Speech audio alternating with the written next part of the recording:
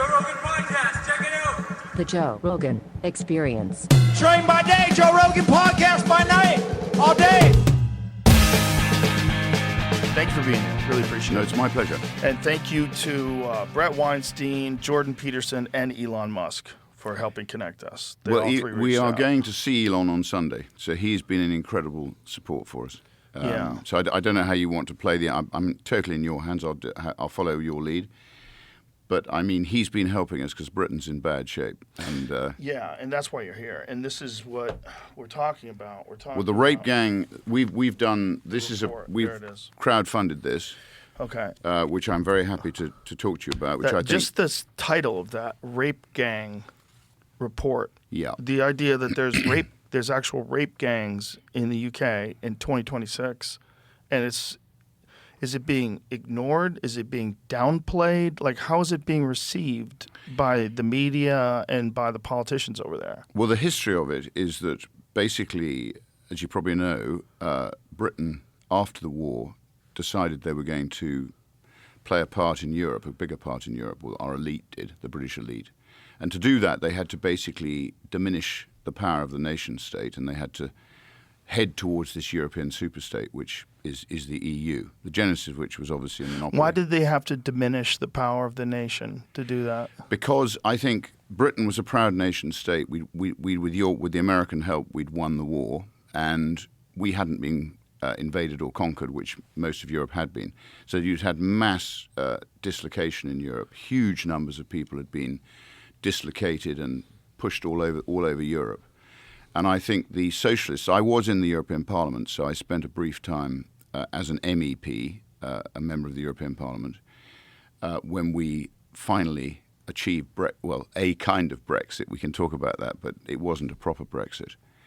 So I think the genesis of the rape gangs, going back to this, was the fact that multiculturalism was the order of the day. They wanted open borders. They wanted a multicultural society. They basically felt the nation state had been the cause of world wars, effectively starting with Napoleon. Then obviously we had the Kaiser, then we had Hitler. And I think they saw it that way, the Monnets, the Spinellis, and the people who constructed the European Union.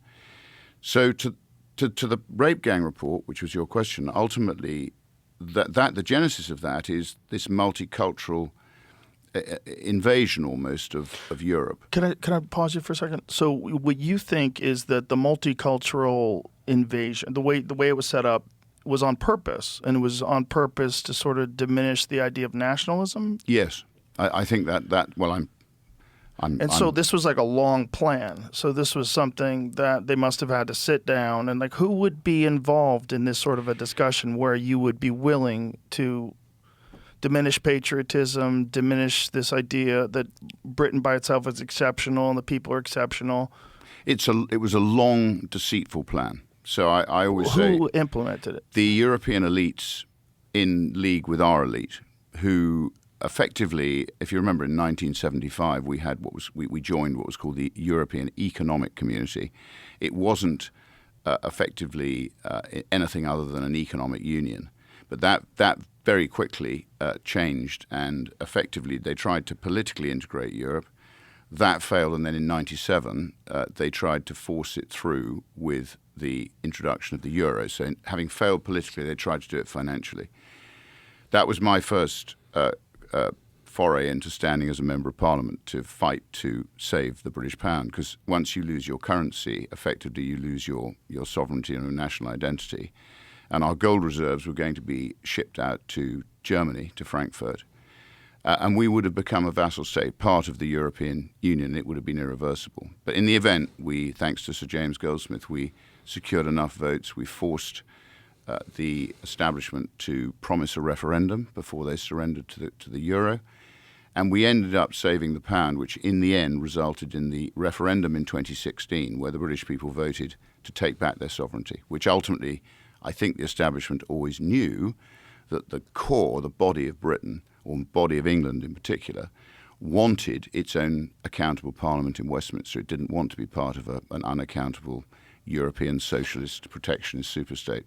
So the quote unquote elites in Britain and the elites in the United States, it's coordinated with both of them. So I think less so in America, Joe. I can't speak for America, although when you look at what the Democrats did with USAID and all the stuff that was going on under Joe Biden, you have to wonder whether they began with the World Economic Forum to play a part in this. But I think the post-war plan for Europe was founded on a socialist principle, whereas I think America has always been a very sound, politically based structure based on, obviously, the founding fathers and your constitution, which I always think returns power to the individual and has always understood that the dangers are statist dangers, not individual dangers. So I'm very much in the camp, I like the individual and a minimal state. And I think that's much more in your DNA than it is in the European DNA, which tends to be more statist. Right. So they did this on purpose, and they brought in people from what country specifically? Well, initially you got in Britain, you got people from Africa. You got the Windrush generation, so you got a lot of Africans came, ostensibly to fill jobs that they always say the British people don't want to do, and it gathered momentum. It was relatively slow to start with, so you had an influx of people coming to the UK. You had open borders in Europe, so one of the absolute embedded rules they have is this freedom of movement concept. So they don't have effectively national borders. But we still obviously had the channel, but we embraced this and we started this immigration. What happened is it gradually happened, and I think these rape gangs have been going on, or we know they have, for 30, 40, probably 50 years, to a lesser extent. But when Tony Blair got in and he undermined a lot of constitutional sort of historical law, you got an acceleration of immigration from other parts of the world, not just from Europe, but also from other countries, South Asian countries in particular, who came to the UK. And the genesis of the rape gangs really is, I think, the cultural oil and water mix of these people coming from what I call clannish societies in South Asia and coming to very high trust societies such as the one we had and the one you have here, which have taken thousands of years to develop. So they're high trust societies where, Lee Kuan Yew based Singapore on post-war Britain, where you had honesty boxes for newspapers in London, and you had a country that was completely at peace with itself. So it won the war, it respected peace, it respected freedom, and people were rebuilding their lives, having fought a Second World War to free Europe from sort of, in this case, Germany. Previously, we'd done it at Waterloo when we relieved Europe of the French with Napoleon. So it really accelerated after 1997 when a lot of the legislation that Tony Blair and his cohorts passed, such as the Human Rights Act, which embeds within it the ECHR, he created the Supreme Court, they passed laws like the Equalities Act, and there are a raft of other legal acts they passed which effectively empowered a multicultural society, which in some ways, I think, damaged the interests of the British people. And you think this is on purpose. And this is my point, is what is the benefit for them to be joined up with the rest of Europe? Is it just purely financial? Is it a power-based strategy where if you can diminish the quality of life for people and institute more laws and put more restrictions on them, you can control them easier, and it's less pushback for the politicians, less pushback for the people that are in charge? Basically, yes. I think it's the age-old battle between individualism and collectivism. So I think the EU is a collectivist construct, whereas I think Britain, as it was under our Constitution and our Bill of Rights, which, as you probably know, our Bill of Rights in 1689, a lot of that was lifted by your founding fathers who embedded it within the US Constitution.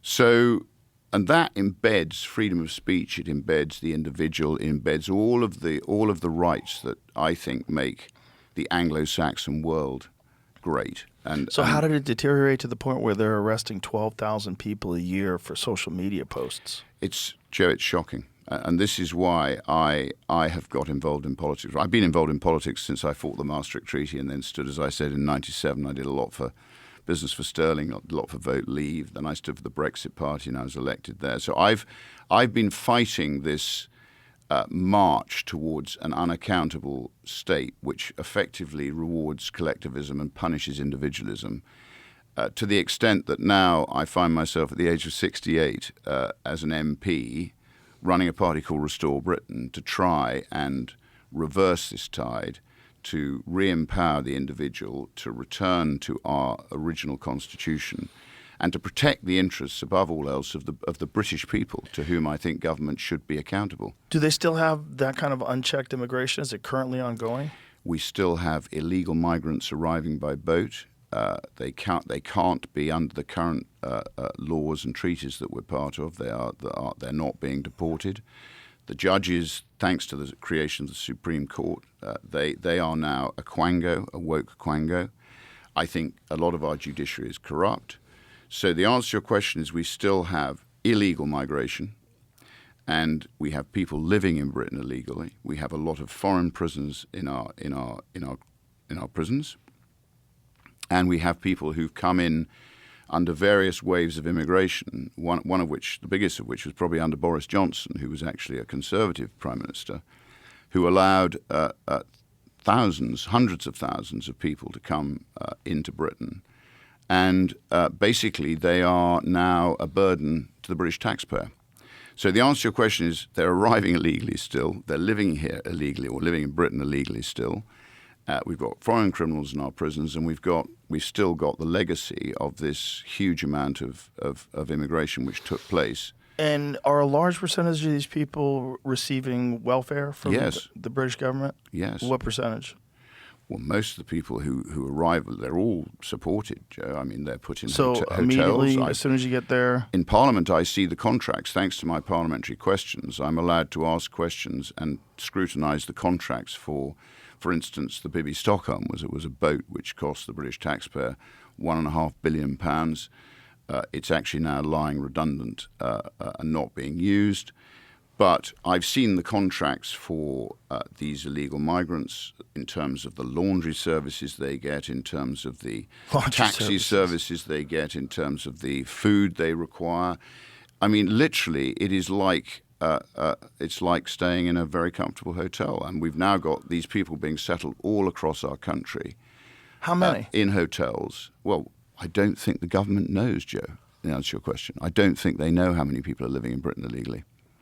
Was it the similar situation that America had over the last 4 years, where on the low number, they think it was 10 million people came in, which is insane. It's an insane amount of people to come in 4 years.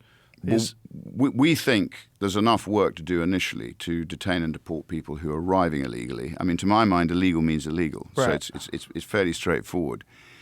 To the people who are arriving illegally, people living here illegally, the foreign criminals, there's plenty of work to do to remove them from Britain. And then I think we need to turn our attention, and that's in our mass deportation document. I've given you a copy of that, which effectively sets out the constitutional reasons why we have a problem, how we correct those constitutional issues, and how we then practically detain and deport the people who aren't supposed to be here. And once we've done that, we'll then turn our attention to people who are living in Britain, to your point, who are on welfare, who are going to cost the taxpayer a fortune for the rest of their lives probably, who aren't working, who are culturally different to us, who have a different view of their religion to the Christian religion, and are increasingly living in small groups of people who haven't integrated, who are living under Sharia law and who have their own courts, and who They have their own court. They have their own courts, Sharia courts. Yes, a parallel legal system. Okay, so it's an unrecognized by the British government parallel legal system that exists inside of England. It's tolerated. Tolerated. It's tolerated. So they're aware of it. Yes. And they're aware of the punishments that this court dishes out? It's rather like they're policing their own people under their own laws. And they're just allowing that? They're allowing that, yeah. Whoa. Now I believe, I don't know about you, but I believe if you come to our country, you should live under our laws. Yeah, well, yeah. I mean, the idea of the United States in particular is a melting pot, and people come from all over the place, and it's one of the cool things that there's all these different cultures. But there's certain cultures that if you allow them to come into your community and then they institute the laws of the country where they came from, you're going to have a real problem. Like, they don't live the way you live. They don't have the same respect for women that you have. They don't treat them the same way. They don't allow dogs. Like, there's a lot of That's right. stuff that a lot of people might not even be aware that come with that problem. It's like, the idea is supposed to be that Western society is inclusive and progressive because we're intelligent and educated and we care. But you can care so much that you let in criminals, and then you give those criminals all your money, and then the criminals can take over your country slowly but surely. So, and no one thinks that's a possible thing. No, people look at the Colosseum, you look at ancient Greece, and they think, wow, I wonder what happened to those guys. What do you think happened? Probably the same shit that's happening right now to England, the same shit that could have happened to America. Civilizations fall apart for various reasons. And one great way to get them to fall apart is to bring in a bunch of people, and they don't have to follow your laws, and they bring the laws of, wherever they're from, whatever fundamentalist religion country they're from, where they have a bunch of crazy laws that are kind of archaic. Well, this is Sharia law, Islamic law, as you probably know. I mean, again, to your point, I think the best example I can give people of what happens if you do that is when Lebanon got its independence in 1948. They were a Christian country, and they were a very confident country. They were they had the best universities. They had a very open society. I never went to Beirut. I don't know if you went to Beirut, but Beirut in the 60s was meant to be the best place on earth to be. Great wine, freedom, very enlightened. It was lots of people were there. The minute that the Muslim population went over about 15%, you started to get a problem with a civil war. You got the Druze and Maronite Christians in a civil war with the Muslims, and now Lebanon is a Muslim country, and Hezbollah, backed by Iran, is effectively running the show. So to your point, I couldn't agree more. And the Rape Gang report, which we've written, was crowdfunded by 20,000 concerned English people who we raised. Not a huge amount of money. We raised about £600,000 in varying quantities people gave. And we did it because the government will not have a statutory inquiry. So our government, and particularly the Labour Party, have been presiding over this because it goes to the Muslim bloc vote. So we have in the UK a system of postal voting. And in a lot of the inner cities and the places where these Islamic populations live, they are or have historically voted Labour. That's beginning to change. They're beginning to vote for Muslim independence now, and I sit with some of them at the back of Parliament. So effectively, this inquiry we did, we set out with a completely unbiased view of what we would find, and we did it because we were pushing the government to have a statutory inquiry. And a lot of the reason I got involved in it was I think it was Elon Musk who triggered. He talked about it because a lot of people in the UK, I don't think, know the extent to which this has been happening and the length of time it's been happening for. This episode is brought to you by OnX Off-Road. Ever wonder how to reach these epic mountain lakes? They're tucked away, dispersed campsites. With OnX Off-Road, you'll find legal open trails around you and even better, guided trails mapped by real off-roaders. Each one includes photos, terrain descriptions, and difficulty ratings, so you'll know if your vehicle is capable before you go. Unlike other apps, OnX gives you turn-by-turn directions on the trail, and their new dispersed camping layer shows where you can legally set up camp. You'll also get private land boundaries, public land overlays, and the ability to download maps for offline use so that you're never guessing even when you're off the grid. It's a powerful tool built for serious off-roaders. Try OnX Off-Road for 50% off. Go to onxmaps.com/Joe Rogan.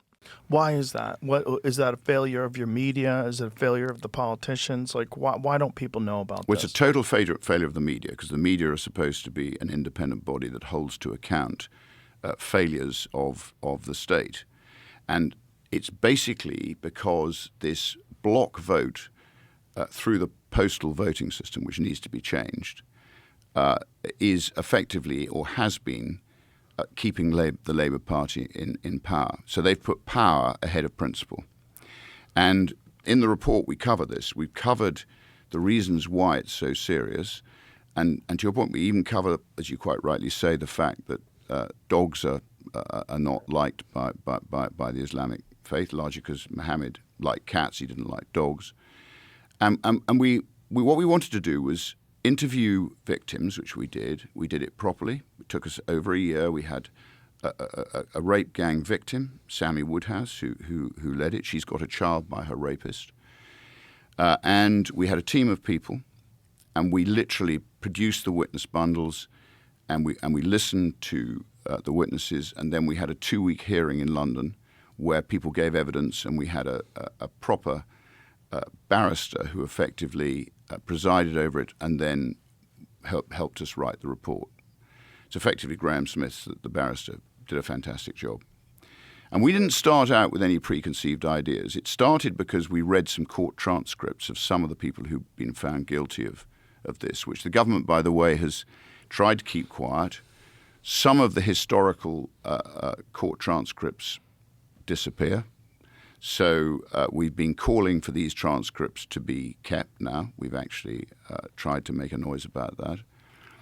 And the more we read this and the more we carried on with the rape gang inquiry, the more it became clear to us that obviously there's a link between this power and the abuse and grooming and if you like, damage that was done to white working class English girls. And it does go, and in the report we've looked at the reasons why, to your point, there is a cultural difference of opinion between an open, high trust Christian view of women particularly and the Islamic view of women, which is all in the report. So for instance, as you probably know, if a woman accuses somebody of rape, and a lot of these Muslims come from Pakistan, Joe. They're predominantly Pakistan, and they're predominantly from one part of Pakistan called Mirpur.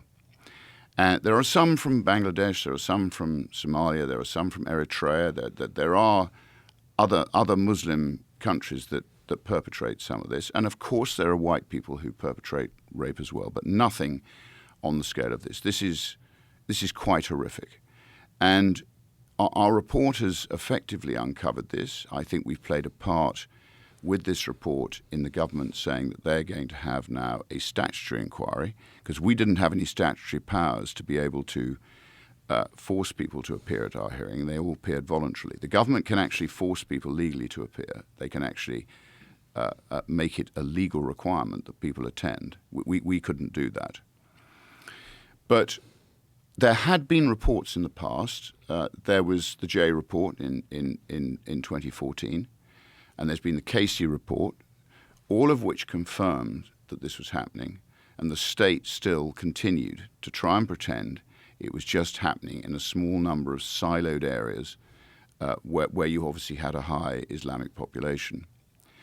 The state has equally failed to collect data on the crimes that are perpetrated, so the ethnicity of the people who are perpetrating the crimes, and from there you can extrapolate, once you've got the data, as to whether or not you've got an extraordinary problem in one particular section of society. And again, using my parliamentary questions, I've been forcing as much disclosure as I can get, and this is how we've discovered that a lot of the data that should be being collected by the police particularly, by the National Health Service, by social services, a lot of the data has not been properly collected. Possibly because the state does, I think, know that this is happening, but they don't want to admit that their multicultural experiment, which, as you probably know, famously Enoch Powell warned would fail with his speech, the Rivers of Blood speech, for which he was heavily criticised. So I think they do know, but they don't want to admit it. They don't want to be called racist. They don't want to, and this has permeated the whole of British society since Tony Blair. People are frightened to be accused of effectively being biased and white. And we're taught about things, as you probably, I don't know whether you have it here, unconscious bias and all of the other sort of what I call woke DEI-driven rubbish, which has permeated Britain in the same way. I think it may have originally come from you guys, but it's certainly had a huge effect on us. I think it had a great grip on us for a few years, and it's lessened its hold. Well, thanks to the Donald. Yeah. Yeah, that helped a lot. And I think a big part of it was Elon buying Twitter, where you got legitimate free speech, and which is, again, back to this 12,000 people getting arrested each year for social media posts recently. Like, that is, how is that tolerated? I just don't understand how people aren't, I was about to say up in arms, but that's also part of the problem, is that no one's armed over there. Well, I have actually got some guns, Joseph, because I have a farm. So when you come to the UK, I hope you'll come and shoot some pheasants with me. Oh. But if you don't have a farm. Well, if you don't have a farm, you'll find it very difficult to get a gun of any kind. And even if you have a farm. So Reform tried to politically assassinate me in early 25, and made false accusations about me threatening to hit one of the Zia Yusuf in a meeting, and somebody was saying I went around Parliament saying I was a very good shot and I was going to shoot Zia Yusuf. I mean, as if you believe that, I've got a completely clean record. I employ lots of people, I have lots of businesses, and I've never had an issue. But listen, 4 armed police turned up, took all my guns away. I mean, and I'm a member of Parliament. I said to them, guys, you could have just called me up and we could have talked about it, but no. Wow. They turned up. Just from an accusation. 9:30 at night. Left at 11:45. We got them on the cameras. Took all my guns, all my ammo, and it took me 5 or 6 months to get them all back. But look, so they don't want the public to have guns, and they are doing their very best to damage the shooters who perfectly legitimately like to go and shoot clay pigeons, who like to go and shoot game, who like to go and hunt. Effectively, they're trying to make that very difficult through the licensing laws for guns. As you probably know, they banned handguns. The 90s, right? In the late 90s, because there was a murder up in Dunblane. One murder. One murder. So everybody, my father used to shoot pistols for Oxford University, and he's dead now, bless him, but he had, all his pistols were taken away. The pistols he used to shoot with at Oxford University. I mean, we now have a society which needs radical change, and we need to release the individual. And to your point on social media posts, there was a lovely lady, Lucy Connolly, who was locked up for 32 months for just a very emotional social media post, which she deleted after 4 hours, about the Southport killings, where this chap, Axel Rudakabana, went and knifed 3 young girls and killed them, despite the fact that the British state, through Prevent, was aware of this. And we've had a similar case recently with Henry Novak, where, again, it was actually, I think on this occasion, a Sikh stabbed him. And the police, despite the fact when they arrived at the scene, he told them he'd been stabbed. The police didn't believe him, and they tried to handcuff him. And as a result of that, it's arguable that they opened up the wound, the stab wound, and he drowned in his own blood. Meanwhile, his murderer was never handcuffed. So this is where the British state's gone completely wrong. So instead of one law for everybody and one policing for everybody, this sort of view that the white population is racist, which I don't personally believe them to be, I think Britain is a very tolerant country. Do you think that this perspective that society has sort of adopted in the UK about white people being bad, do you think this was there was architecture to it? This was by design that this was done, or is this just a natural response to people being called racist? Because of course, in the past there was more racism than there is today, and people always want to point to that racism as evidence of colonialism, evidence of whatever it is that happened in days past. But why in England do you think that narrative took hold so well? Because I think, Joe, to your point, that this post-war plan for multiculturalism, I think they realized that So it was by design. They've got a problem. So part of it was probably infiltrating the universities and promoting these kind of ideas. It's almost as if, with the World Economic Forum, there's this view that the Anglo-Saxon nations have commanded and dominated too much of the world's resources. And there's almost like this misguided altruistic view that we should become more concerned with global welfare rather than the welfare of our own citizens, which I totally disagree with. Well, there's also the "you will own nothing and you will be happy." This is your Klaus Schwab, which is palpable hilarious. That nonsense. someone would even say that out loud. I know. You will own nothing and you will be happy. Like, is this a part of an Orwell book? Because this doesn't seem like a real person would say something like that. Because who the fuck is going to listen to that? It doesn't make any sense. Well, George Orwell has been rather accurate in some He was of his dead on. He was predictions. actually pretty optimistic. Like his version of the world was, a little bit more palatable than what we're dealing with right now. Interesting man, old Etonian, fought in the Spanish Civil War. I mean, he was a very quirky Englishman who clearly had a hugely prescient foresight, and I think probably certainly like me, he had a healthy disrespect for what I call collectivist statism, and he was a very much an individual and a believer in the individual. It's really interesting because when I first read that book was in high school, and I kept thinking like, what a crazy, this had never happened. This is not even possible, but what a crazy world this guy's created in his imagination of things going completely haywire. And then you realize as time goes on, oh, that's totally possible. It's totally possible that things can get that ridiculous. I mean, when you're dealing with, biologically male athletes that compete against women because they identify as a woman and use women's locker rooms, all the craziness that we deal with today, the open border situation, no one's illegal on stolen land. Hey, fuck off. Like, what are we doing? Like, what is this? Well, it's almost as if we're subverting all the things that made us great. Yeah. And there's nothing wrong with immigration. But it's probably a good idea to make sure someone's not a fucking murderer before you let them in. Like the idea that there should be no border at all is like, if the world was perfect, that sounds wonderful. If the world was perfect, everybody paid their taxes and everybody followed the laws, why have borders? Clearly, it's not perfect. Go to Pakistan, go to Karachi, go hang out, go down the street as a woman in a miniskirt and see how that works out. Go to some places again, in the Joe, world. You're quite right.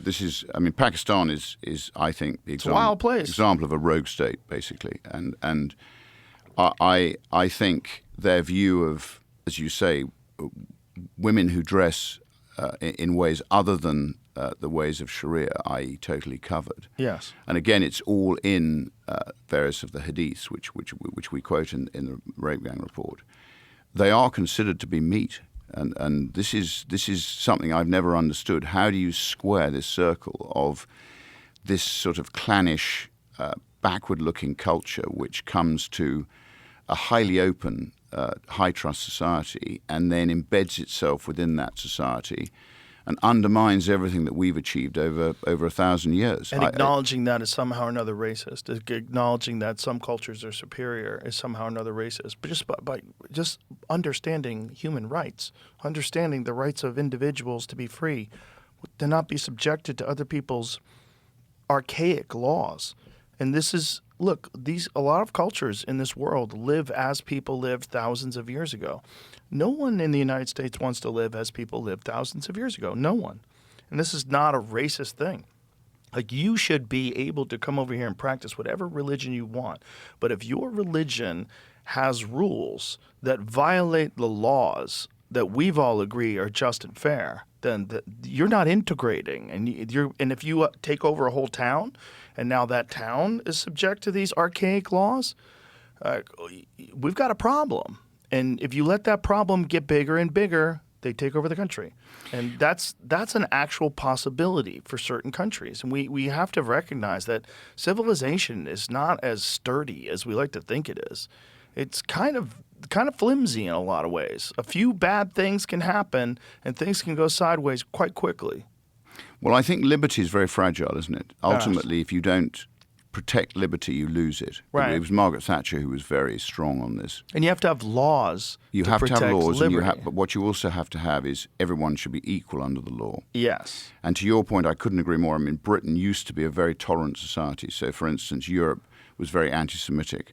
Britain was never anti-Semitic. We used to welcome a lot of Jews and Protestants from Europe who were being persecuted, particularly in France with the Protestants. So we were a very tolerant society, but the people who came integrated and they contributed.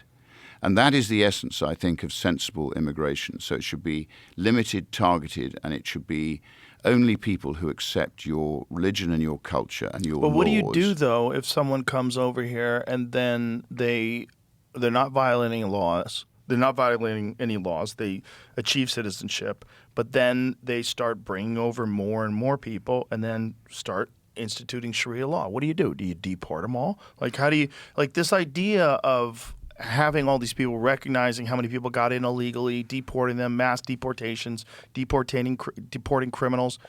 It all sounds great until you talk about actually implementing it. Like, how do you do that? How are you doing that? Are you going to knock on people's doors and pull them out of their homes and ship them back to where they came from? Like, how do you do that? I think the first thing you do is you stop them coming across. Okay, well, the how channel. many? They shouldn't be coming anywhere under the international estimate? law because they're traveling across safe countries, so they shouldn't be coming. What's the estimate of the amount of illegal immigration that you have in Britain? It's almost impossible to say how many people are living there illegally or living with us illegally. But in our paper, I mean, we think it's sort of 1.8 to 2 million people probably. That's our estimate.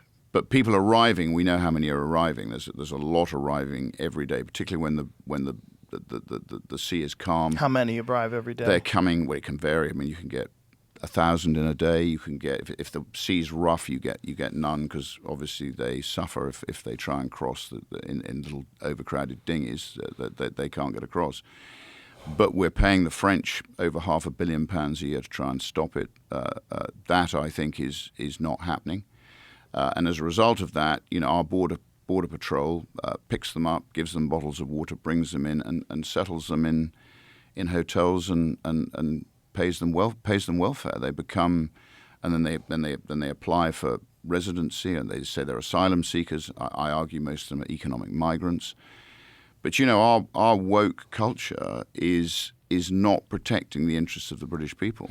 And it's also a massive incentive. If you live in a terribly poor country and you can just get to England and then instantaneously you will get money and housing. That's right. Why would you not do that? Well, not only that, you go to the top of the waiting list for dental treatment, which British people don't get. The NHS, What? you go to the top of the waiting list. Wait a minute. They get access to dental treatment that the British people don't get? Correct. Why? Why do immigrants get access to it? Well, this, Joe, is the mystery of what our leaders, I don't know what they think they're doing, but they have this misguided view that these people are actually, they call them asylum seekers. They say they need to be looked after and protected. They're not. They're economic migrants. And to your point, if they know there's welfare when they reach Britain, they'll travel across multiple safe countries to get to the welfare, the free housing, Yeah, of course. and all the other stuff. So, and then unless you deal with issues like the rape gangs and you force them to adhere to UK law and respect our laws, our culture, and our religion, they gradually set up their own cultures and with their own laws, as I said, and there are large tracts of the country now where we've got these Islamic settlements which effectively operate almost as a sort of parallel society. I don't know whether it's quite the same here, whether you've got the similar thing with the Somalis in Minnesota. You do in Dearborn, Michigan. Dearborn, Michigan just had a gigantic Islamic parade where you just see tens of thousands of people holding flags and walking on the street. And Yeah. It's kind of crazy. It's crazy that, and they've also one of the things that's funny about Dearborn is all the progressives. It's a very liberal place. They're like, welcome, welcome, everyone's welcome for all cultures. And as soon as they got into power, they banned the pride flag. That was the first thing they did. Well, I'm afraid they have quite strong views on that sort of thing. Oh yeah, that's why Queers for Palestine is always hilarious. Like, and then you see the meme Palestine for queers, and it's throwing people off roofs. It's it's like the chap who runs our Green Party is a gay Jew. So I mean, he's going to have a problem if these guys get anywhere near power. But that doesn't seem to put the progressives off. They still seem to. But this is what's crazy, is that their society is like Islamic society is completely patriarchal. The women are absolutely second-class citizens. Yes. They have completely different laws for how the women can dress. What happens to the woman if someone has sex with? If someone has, first of all, if they commit adultery, they can be killed. Like, stoned to death. Yeah, and I watched a horrible video where a father did it to his daughter. Yes, well, you do get these killings. Honor killings. Yeah, or brothers. The brother will kill the daughter if the daughter shamed the family. It's like, hey, guys, how are you progressive when you're supporting this? And it's because the concept of not being racist, not being called racist, the fear of that is so strong. They're willing to adopt all sorts of things that are the complete antithesis of everything they believe in. Well, in the UK, I don't know if you have it here, but the Me Too movement, it fascinates me that they never seem to say anything about these, what I call clannish, tribal cultures who have a completely different view of women. Yeah. And to your point, again, in our report, a woman, if she accuses in Pakistan a man of rape, she has to have 4 male witnesses who actually have to witness and swear that they've seen her being penetrated by the rapist. And you've actually got women in prison because if she can't prove that she's been raped under those rules, then she can be sent to prison. And there are many women languishing in Pakistani prisons for that very reason. And this is the sort of extraordinary cultural oil and water which just doesn't mix, Joe. Well, it's also the mental gymnastics that you have to accept that as a part of Britain.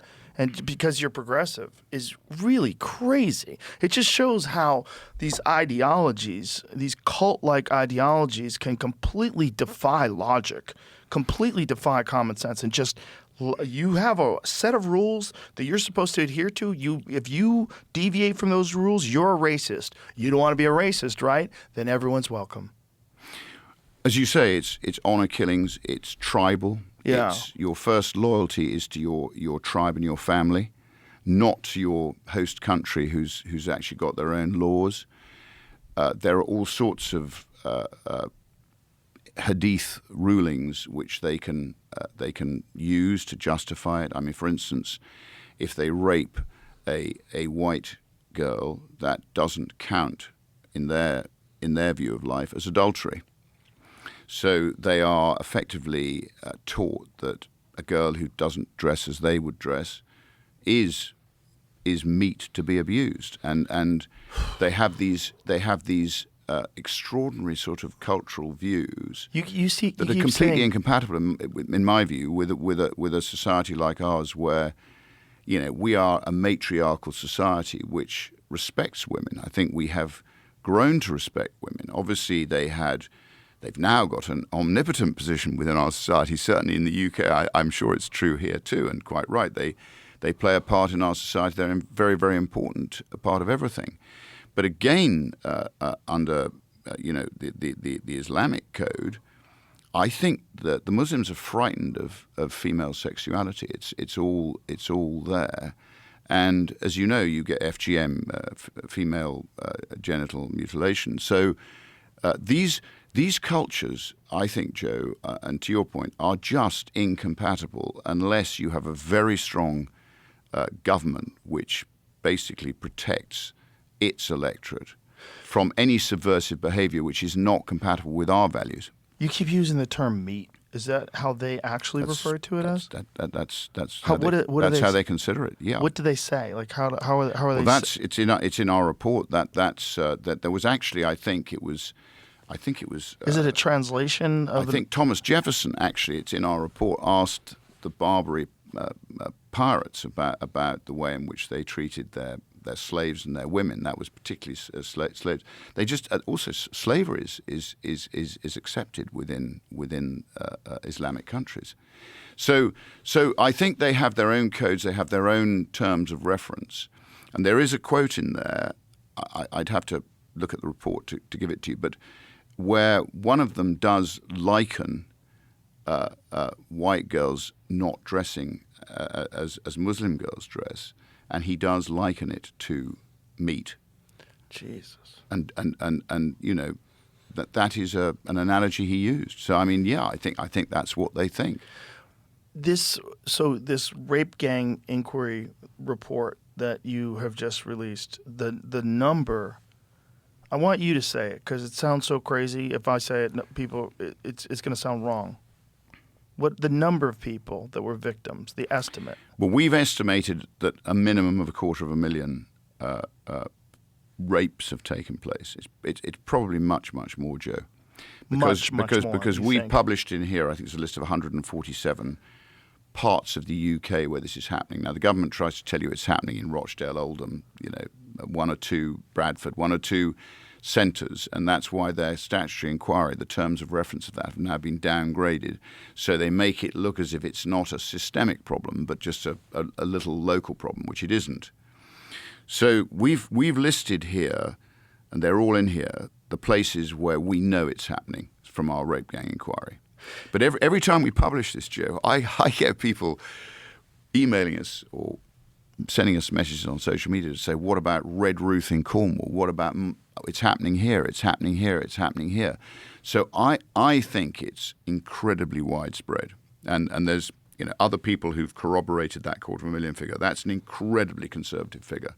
You can't be exact because the state is not collecting the data, which they should be doing. And we've been lobbying in Parliament to make sure that the state's collection of the data improves. And then we can actually see the extent of the problem, and you can actually pinpoint it in the same way that we've done it in this report. So this is, I think it's linked to organised crime. I think it's linked to the drug trade. I'm pretty sure it's linked to the drug trade. And obviously it's linked to prostitution. So as usual, with an evil like this, and you've got girls who are transported around in the back of pickups and in cages. And at our rape gang inquiry, we had examples of girls who were raped by dogs and filmed, either anally raped or vaginally raped, and literally watched, filmed. And a lot of it's about servitude and about, there's other stories in here about women having to lick the feet of their rapists. It's about power, it's about servitude, and it's about the fact that Muslim men are taught to believe that they are superior, not only to women, but they're superior to people like yourself and myself, who are considered to be, if you like, the infidels, and their job is to effectively spread Islam and effectively punish the infidel. And as you probably know, in the Crusades, if you lost to Saladin and you were a Knights Templar, a Crusader, you had two choices. You either converted to Islam or they killed you. And in the case of a lot of these girls, a lot of them were made pregnant, they were impregnated, and they then had to convert to Islam. Some of them were trafficked to Saudi Arabia, Pakistan, other parts of the world. So look, I mean, this is a massive national scandal, and I'm hoping, now I'm an MP, we've written this report, and this should stimulate debate. We've sent a copy of this on a PDF to every MP. And we're going to send this printed copy to all of them as well. Because everybody in power should look at this and they should start to correct it immediately. You use the term, or the term is used, rape gang. Why are you saying gang? And this is an organized practice? Yes. So it's not as simple as Islamic men are raping poor white girls. It's that they go out in gangs specifically for this purpose. These are properly organized gangs who are grooming and abusing young girls as young as 10 or 11, and then literally trafficking them around the country. We know that from the testimonies we've had. So originally, when I went into Parliament, I was elected late. So I was elected in July 24. So at the tender age of 67. We heard them being referred to as Asian grooming gangs, which I think is a misnomer because it's unfair on, for instance, the Japanese or other Asian cultures who don't do this. So thanks to Elon Musk, we actually did, and as you're quite right, thanks to him giving us a free speech platform, and Facebook's thankfully followed as well, so he's led the charge through his purchase of what was Twitter. So when I gave a speech in Parliament where I said they're not Asian grooming gangs. I'm going to call them what they are. They're Pakistani Muslim rape gangs. So I said this in Parliament. So Jamie will be able to drag it up if he goes on to because everything goes into Hansard. And I gave this speech, and it caused shock in the House of Commons. Now, look, I'm not the smartest kid on the block, but what I do in Parliament is I tell the truth. So, I'm only interested in telling the truth and getting to the truth and changing the way in which we govern. That's what I've gone into Parliament for. I haven't gone into this. I give my parliamentary salary to charity. I'm a reasonably successful person who's lived his life. I've been chairman of a football club. I don't know if you're interested in Premier League football, but I was chairman of Southampton, so I built the stadium for Southampton. I used to play competitive hockey, and I built up the youth academy at Southampton. I loved, the best day of my life was when we got to the cup final in 2003. We lost 1-0 to Arsenal, but it was the most amazing experience for everybody. So look, I'm not doing this because I want necessarily to be doing it. I'm doing it because somebody's got to do it. And if we're going to change Britain, we've got to get the public to buy into what we're doing. And as I say, I'm not a classic politician. I'm not saying you've got to vote for me. I'm saying that we've got to change Britain by 29, or I think the country, from what I can see, is in terminal decline. So I sit on the Public Accounts Committee. I see the waste. I see the unaccountability. I see the way in which the civil service does not serve the people which it's supposed to serve. I see our debt rising to nearly 100% of GDP. I see massive misallocation of procurement on our weapons. I see fraud in the judiciary. I see all the things that sounds like you're talking about America. Well, I'm talking about Britain at the moment, Joe. But it I seems think like it's a widespread problem. Well, I actually think America under Joe Biden probably was as bad as that. And if you look at what Elon and the boys uncovered with USAID and all the misallocation of taxpayer funds all over the world, a lot of it to England. Some of it came to woke causes in England. Mm-hmm. So look, whoever the architects of this are, whether it's the World Economic Forum, whoever they are, whether it's the Bilderbergers, whether it's the Council on Foreign Relations, whether it's whatever malign influence is trying to do this, we have to collectively try and reverse it. So I'm saying to people, if you want, I will do my damnedest to reverse it. I've run multiple businesses.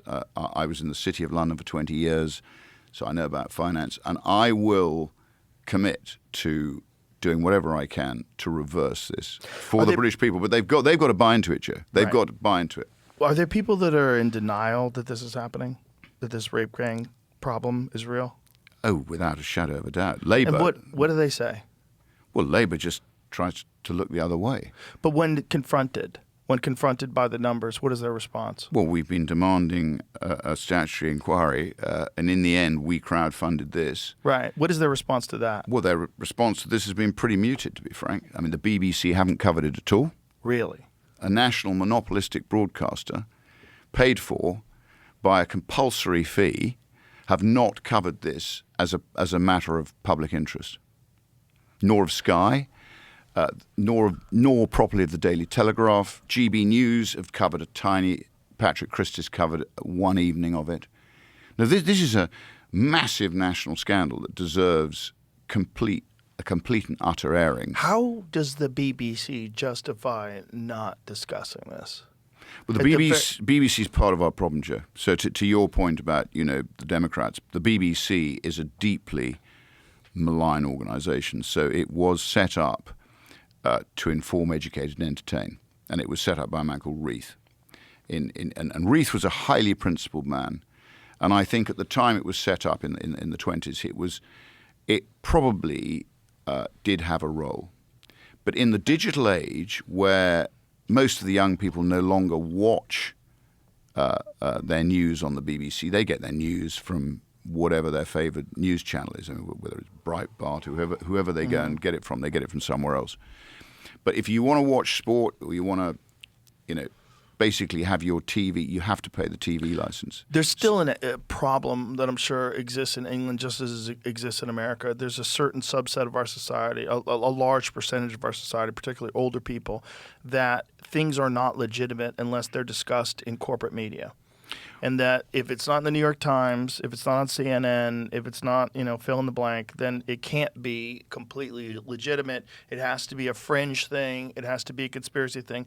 They still need these sort of legacy establishments to give them the news because that has been the way they grew up. That has been how they were trained. Yep. And in their mind, they don't understand the internet completely. They don't go on Twitter. And so all that stuff to them is it's just too fringe.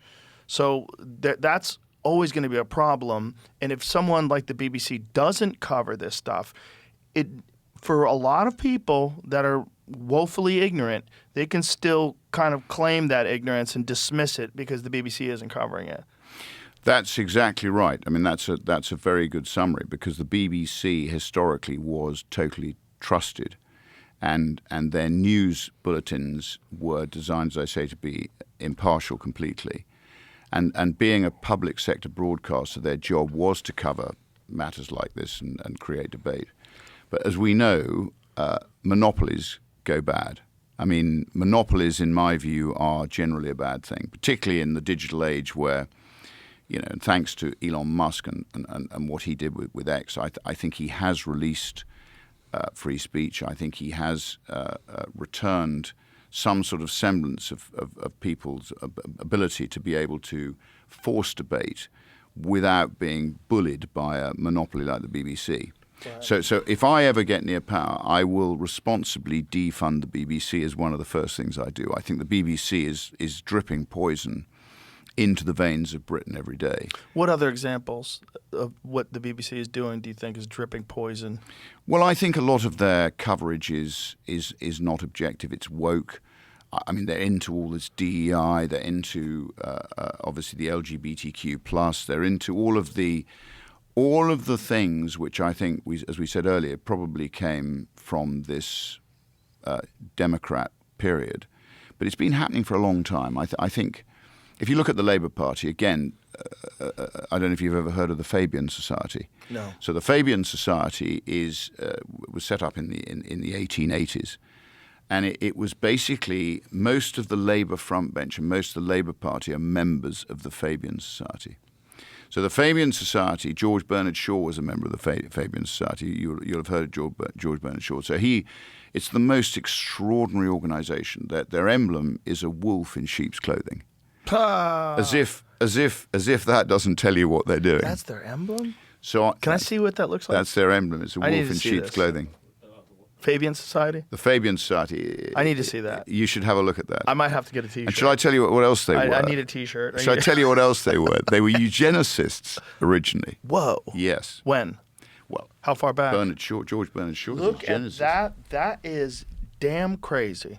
Well, everyone should look at the Fabian Society because that runs deep through the veins of Labour. That is damn crazy. What do you think of that? That is damn crazy. So, ladies and gentlemen, if you're just listening to this Fabian Society coat of arms is really a black wolf that has a sheep's body strapped on top of its back. And it's like covering its body. This is insane. That's crazy. what a complete disdain for anybody else's intelligence. Like they're not even trying to hide it. They're just like they're all members. The front bench are all members of the Fabian Society. So that coat of arms. Keir Starmer is also a member. I need a T-shirt, Jamie. Please order it. You want to hold in? you want a Fabian Society T-shirt? Yeah, just for a goof. I think it'd be hilarious. But no, so that runs through the Labour Party. So that's all part of it. So I think the agenda has been, to your point, they're infiltrated our education system. And, I'm proud of our history. I mean, Britain stopped the slave trade. It cost us a fortune. We did it almost unilaterally. And, we, I think, on the whole, have been a force for good in the world, not bad. I'm proud to say that. I've studied a lot of history. I think there are many other cultures, probably the Belgians and the French, who are far more brutal than us with their colonies. So I think we've tended to leave a legacy where we've tried to instill the rule of law. Look at India. Look at a lot of the other countries that we were involved with. They're now flourishing because of I think the structures that we left in place.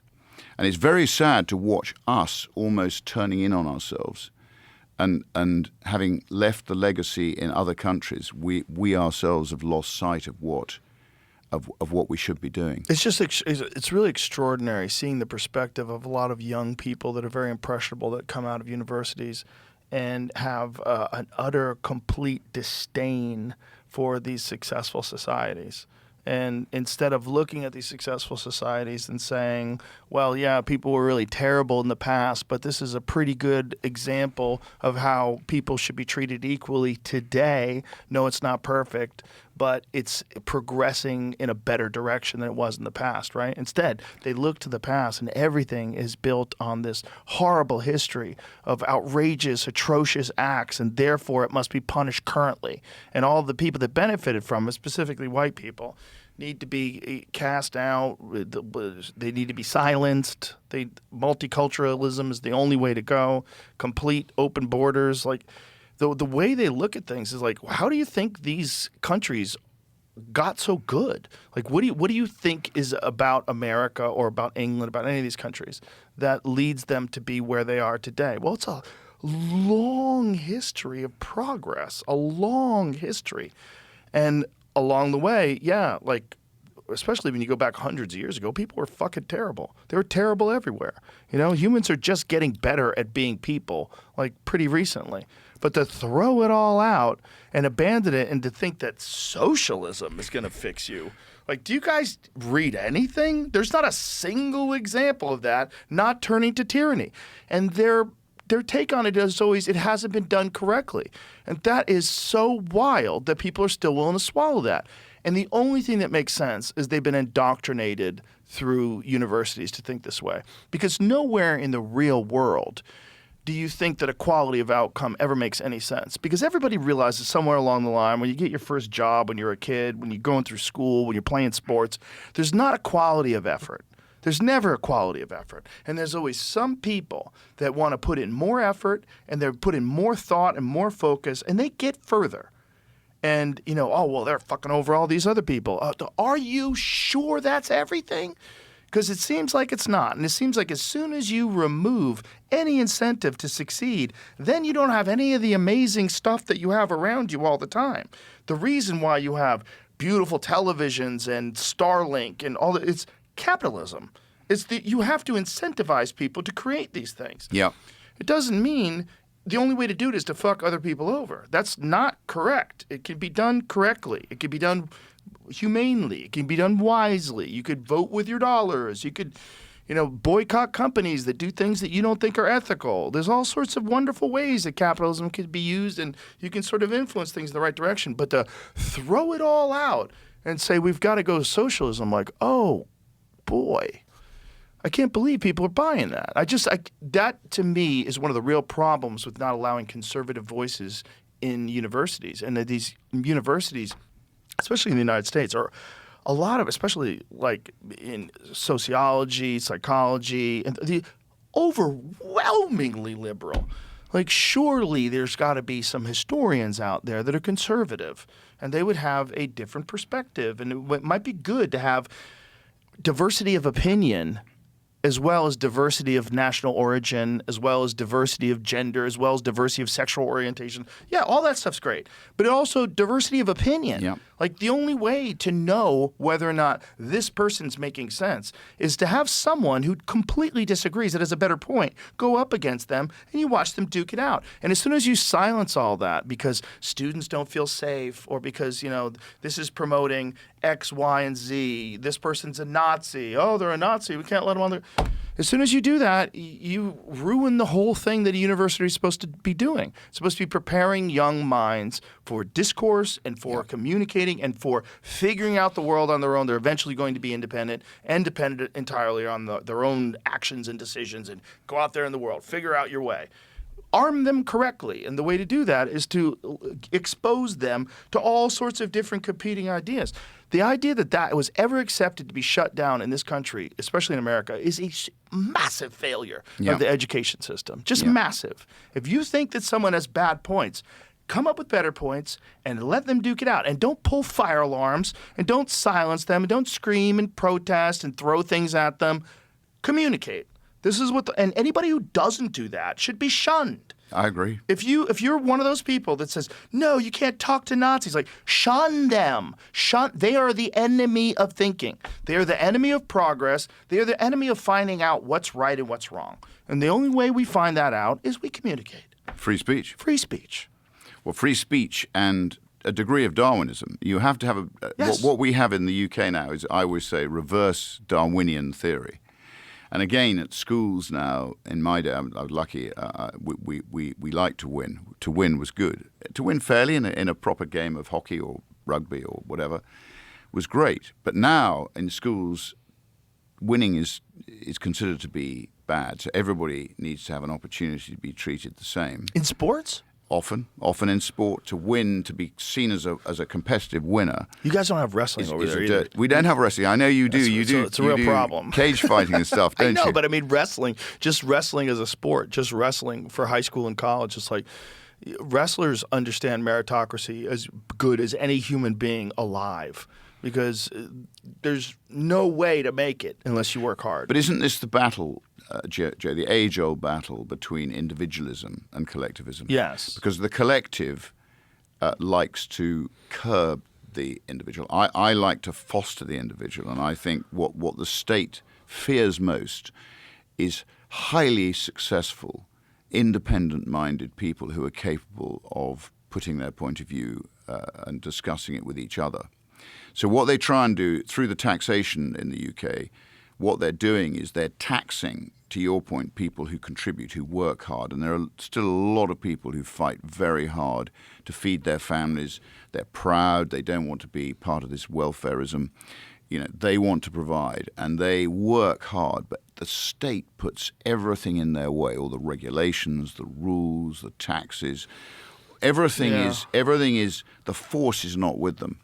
And that's got to be wrong. I mean, I think what you need is a lot of successful individual family businesses, communities which are self-sufficient, communities that respect each other and effectively can have this debate with each other. You get at the truth. And I think as a result of that, most of the best inventions have come from the UK, the US, from the Anglo-Saxon world, where individualism, when it's allowed to flourish, does a lot of good for mankind. Right. And to your point, I think this is what's been undermined by these, what I call central planners. And a lot of these great inventions in America have come from people that immigrated legally from other countries, because they appreciated what America stood for, and they really wanted to make something happen. And they couldn't do it wherever they were. Well, the extraordinary thing in the UK is we've got a lot of support from people who are immigrants into the UK. They came to Britain because they respected our structures. And what they want is they want structure. They don't want to see the country. Yes, legal immigrants in America have the same perspective. It's the same. Legal immigrants in America are pretty overwhelmingly against the whole open border idea, because it was so hard for them to become an American citizen. It's a very proud moment for them to do it. Like a lot of young people. Got a lot of support from young people who are, young people are online. See, this is the thing. Like, so young people are much more I want to say informed, but at least aware of the issue. They're much more aware of things than older people that are just, again, reading the newspaper and watching television. But don't you think, as it may be the same here in Britain, a lot of the wealth is tied up in what I call the baby boomers. So I'm a sort of tail end boomer because I'm 68, but the sort of bulk of them are probably 70 to 90. And a lot of the pension wealth is held there. And a lot of the damage that's been done to our financial markets has come from a aversion to risk. Risk is a good thing, in my opinion. So people need to take risk. Risk, the entrepreneur takes risk and he gets reward if he gets it right. But if you tax him into oblivion, he doesn't take the risk. And what's happened in Britain is the baby boomers, the wealth's all locked up there.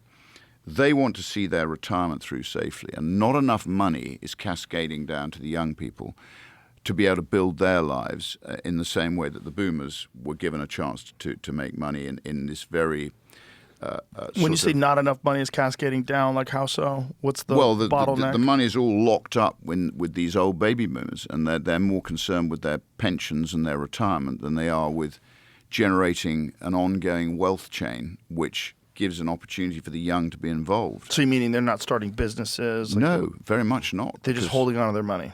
They're holding on to their money. So that's an England thing. In England, definitely. I mean, yeah. I think it's a big issue. I don't know whether it's an issue here. Is it an issue here? Well, there's certainly an issue here with young people feeling like the system is completely rigged. Cost of housing is through the roof. Yeah. Rent is through the roof. Groceries are more expensive.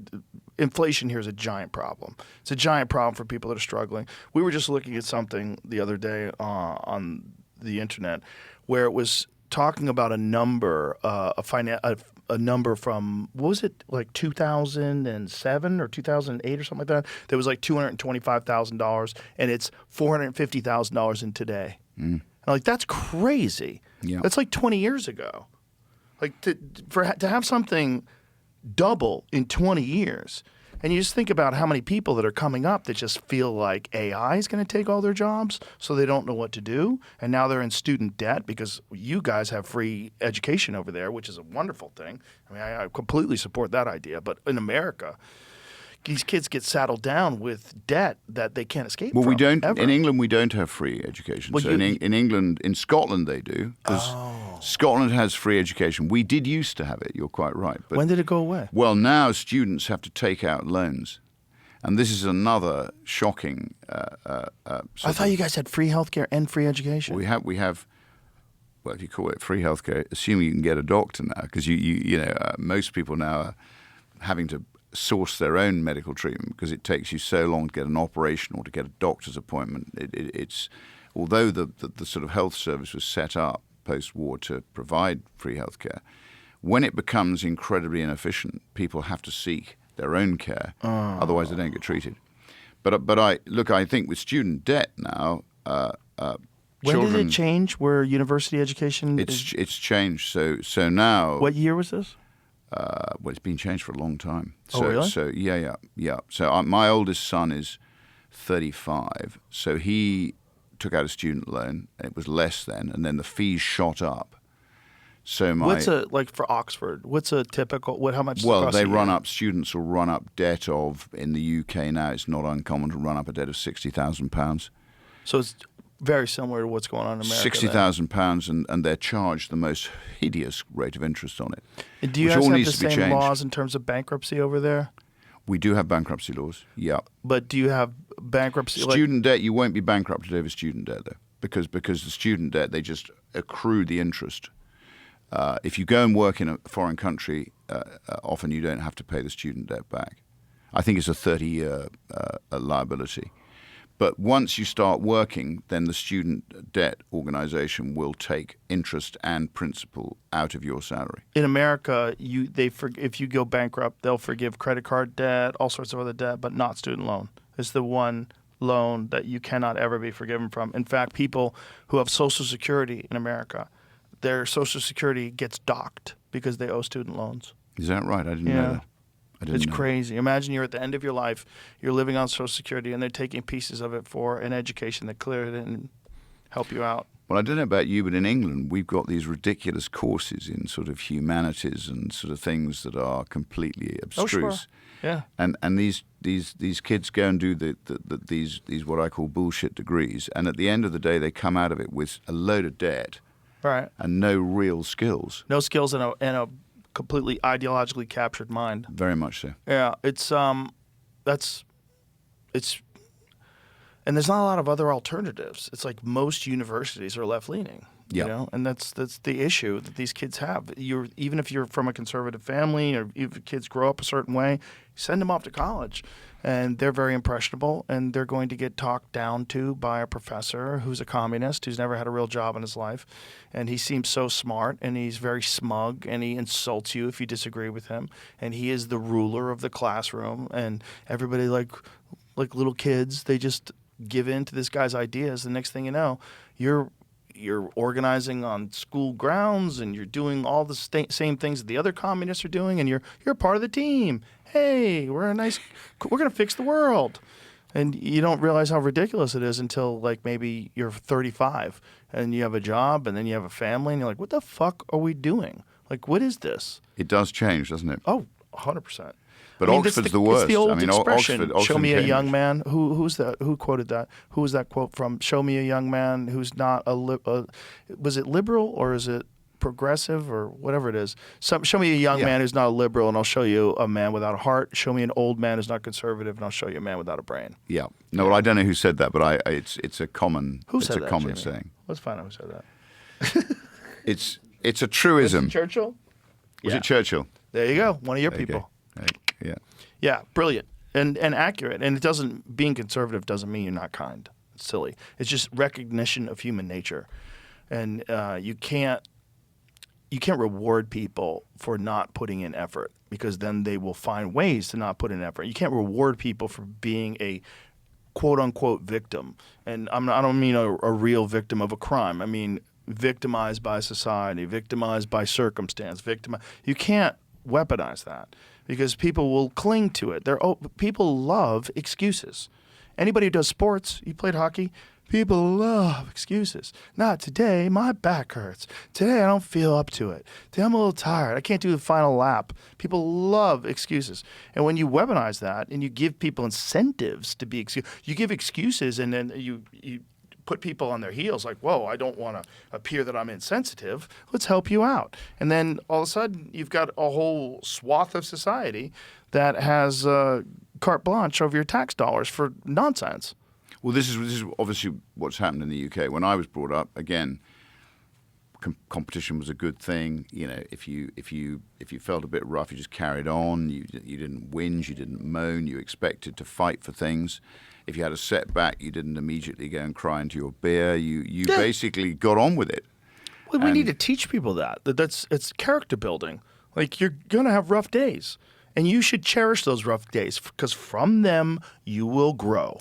You will grow from your rough days. The down times are the good ones, because those down times really give you the motivation and the real firepower to get out of whatever situation you're in and improve your life. And Well, it's from adversity comes success. Yes. I think. Comes character for sure. Character and success. Yeah. Yeah, character for sure. I mean, it doesn't exist without some sort of adversity. But I think the young were also badly affected by the response to COVID, Joe. And I think you and I share something in common. I'm a pureblood. I didn't have Pureblood's hilarious. I didn't have those. I didn't have those injections. I wouldn't go anywhere near them. How did you get away with that in the UK? Well, I Must have used to been go to quite Australia difficult. a lot. So because I have some businesses in Perth, in Western Australia. I love those old rocks in Western Australia. You know, the mining, the sort of Wild West, and Kalgoorlie and places like that. You know, which have got a huge historical connection to sort of gold prospecting and stuff. So I stopped going. I stopped traveling because it was very difficult to travel. But I don't know about you. I found the lockdown profoundly concerning. I thought things that I thought were the norm, I was losing everything that made sense. Yeah. And, you know, there were things happening that I didn't think could ever happen in Britain. You know, the state literally took over, and it frightened people into submission. Same as America. And the young people suffered most because they didn't have the opportunity to socialize and to your point, discuss ideas and get at the truth. They were literally locked up. Everything was online. It wasn't right. The whole thing was completely wrong. Imagine if you're in high school in America and you're in California, your entire senior year, you're at home. You graduate. You can't even go to a graduation because it's too dangerous. Yeah. The whole thing was madness. Well, Sweden got it right. Anders Tegnell in Sweden. He was a great man, very brave man. And he got that right. And boy, was there a lot of pushback. It was amazing how many people were willing to do the work of the government, how many citizens were willing to enforce these ideas. It was really shocking. It was shocking to watch how many people became lemmings, how many people just stepped in line. We had people ratting on each other. Yeah. Oh, we did it. Because they were people, rewarding people in Los Angeles. Yeah. They were giving them financial rewards for telling on their neighbors that we're having parties. That's what happened in England. I have a tennis court in the middle of nowhere, so I used to say, come up and play tennis, because it's ridiculous to stop you playing tennis outside. I mean, absolutely mad. Anyway, they used to come up and play tennis, and nobody can see it. But if they played it in the village, then people would report each other. Yeah. In California, we had people report on us because this desk is not 6 feet wide. Seriously? Yeah. Yeah. And then they also said we were talking close to each other without masks, because there was a bunch of people that saw people walk into the studio and we shook their hand, so they were ratting on us. And so we had to put a sign up in the front door of the studio, and we had to have a bag of masks, a whole bag of masks. Do we have to have hand sanitizer too? Did we have that too? Probably. I think so. I think we had to have hand sanitizer for a while at least. But we were getting ratted on because this desk is too close. So it's not, this desk is only 5 feet wide, so it's no social distancing. It's pathetic, Joe, isn't it? It was nonsense. It was so crazy. The whole thing made no sense. And it completely changed a lot of people's ideas about trusting experts and trusting authority. So many people thought that the health experts in this country were literally just trying to make people healthy. And you didn't realize, like, oh, no. They're trying to prop up the pharmaceutical drug cartel, and they're trying to make as much money as humanly possible. And the only way to do that is to force compliance. And so they will do whatever they can. They will keep you from flying. They'll keep you from driving. They'll keep you from going to school. You can't work. If you have more than 100 employees, everyone has to get vaccinated. They were doing crazy shit where you're like, you guys are really going for it. And it worked. It worked for quite a while. But boy, did it ruin young people's perspective of authority. Completely. They don't trust anybody anymore, and with good reason. Well, I think it damaged them most. Again, it's another negative for them. Yeah. I mean, our National Health Service was forcing people to have the injection. You had to work in the National Health Service. You had to have the jabs. Yeah, and it didn't work. It didn't work. That's what's even crazy. Actually, worse than that, Joe, it didn't work. It created major medical problems. Right. And I don't personally think we've seen the end of it yet. So I've got a lot of friends who are fit. They ended up having myocarditis, having strokes, having heart attacks. And at the end of the day, everybody knows somebody that has a horrible reaction to it. Everybody does. Yeah, everyone. And to people that say they don't, I've had conversations with people, I don't know anybody who had a side effect. I'm like, fuck you for lying. There's no way that's possible. Unless you are the luckiest person in the world and you have an extremely small social circle, and out of that social circle, no one had a bad reaction, which is very unlikely. Unless that's true, like you're just lying. And you're lying because you probably were supportive of the vaccine initially, and you don't want to seem like you were on the wrong side of things. Well, I lost friends. I don't know about you, because people said I hadn't been vaccinated, and therefore I was a risk to their mom or their dad or their granny. Yeah, I lost a bunch of people. And I lost friends like that. But I mean, in countries like India, you know, they didn't have the jab. They used ivermectin to a far greater extent, and that was just as effective. I know. I think I used to treat it's a wormer. It's ivermectin. I used to treat my cattle with ivermectin. But it worked well, and there were other I think treatments which worked far better. Do you know what happened to me in America over ivermectin? Are you aware of that? No.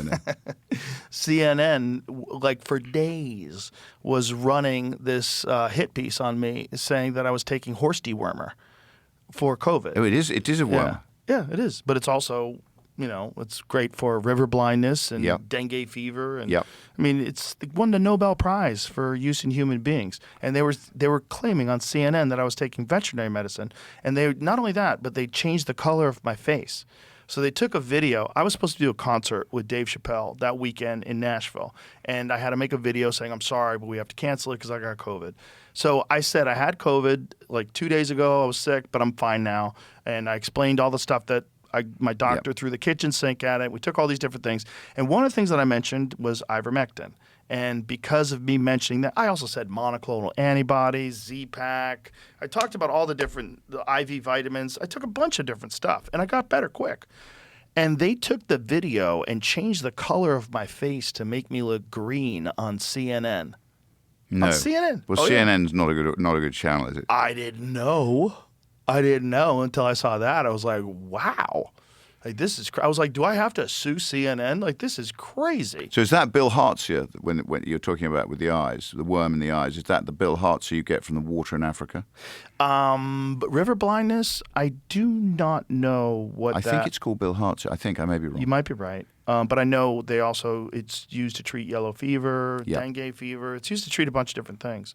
But it also has antiviral properties that have been demonstrated. Like, there's papers on it. And it's very cheap. Yes, but that's the problem. The problem is anybody can make it, and you could buy it for it's like $1 a pill or something Yeah. like that. It's nothing. Yeah. And that was the real problem, is that if you want to have the emergency use authorization of a vaccine that hasn't gone through the safety protocols in America, you have to have no other medications that are available that can treat it. So the reason why they went after me on CNN was because clearly I was doing okay. It was 3 days later, and I said I never got vaccinated. So here's all the stuff that I took, and now I'm fine. And they went crazy, and it was this concerted campaign to try to destroy me. Neil Young took his music off Spotify because he said that he was unsound on because it. He said that I was promoting vaccine misinformation, and he probably believed that. He probably did believe that, but he didn't know what the fuck he was talking about. He's another old boomer that just watches the news. Yes, I did used to like his music when I was loved at his school, though, music. didn't you? I still love it. I Yeah. still listen. I don't care. Yeah. I mean, I even told a story when I made the video about how when I was at a Neil Young concert. Well, I was working at a Neil Young concert, actually, when I was 19. And that was the last day on the job because a riot broke out. And I was like, I'm a huge Neil Young fan. Like, I don't care. He just doesn't know. Someone told him this, or he really thinks he's doing the right thing by removing his music. Like, okay. But what you're doing is you're supporting this machine that is lying to people and telling people the only way to get through this is to get vaccinated. When in fact, there's like Uttar Pradesh in India where it was just very low instances of COVID fatality. All of it was through ivermectin. Yeah, They had amazing success with just ivermectin. But again, I think the state knows that it's caused damage. I just don't think they can admit it at the moment. No, they're not 'Cause they going were- to admit. They're never going to admit it. They just gloss over it and move on. And some of the same people that were promoting that shit on the news, they still deny it. They still deny it. And they've lost debates. Like Chris Cuomo got destroyed by my buddy Dave Smith because of it. Like, they're in denial of the things that they were actually saying. Yeah. It was like fluoride in water and folic acid in bread and all this sort of All stuff. that shit. It's all Yeah, terrible. It's sort of man getting high on his own supply, isn't it? Really? Well, it's also a business. That's the real problem, is that there's lobbies in this country that, they want to continue making money the same way they've been making money. Yeah. And one of the ways they do it in America is they advertise on the networks. So the pharmaceutical drug companies all advertise on all these networks, and they're an enormous part of the advertising budget. I know in England, that's not legal. And it's only legal in America and in New Zealand. Those are the only two countries that allow pharmaceutical drug companies to advertise on television. But what it effectively does is it stops all criticism of any side effects. There's no stories on heart attacks. There's no stories on strokes. No stories on myocarditis. Now, if they weren't advertising, and then someone was making money off of something that was killing people, that's the news. Yeah. The news would be all over it. But they have effectively ruined their own reputation by turning a blind eye on something that everybody knows. But do you think they're turning a blind eye? I think they know. I think they know, but they can't admit it. The individuals most certainly must know someone who got something from COVID, from the COVID shot. Someone who had a stroke, someone who's got a neurological condition. I know way too many people for you to not know anybody. I know I have 2 people that I know that have pacemakers now. Like there's a lot of weird, horrible side effects that happen from that. If you don't know anybody that had one, I don't believe you. Well, I know loads. I mean, my sister-in-law had myocarditis. I've had my best friend had a stroke literally a week after having the jab. People have had problems with heart arrhythmia. Yeah.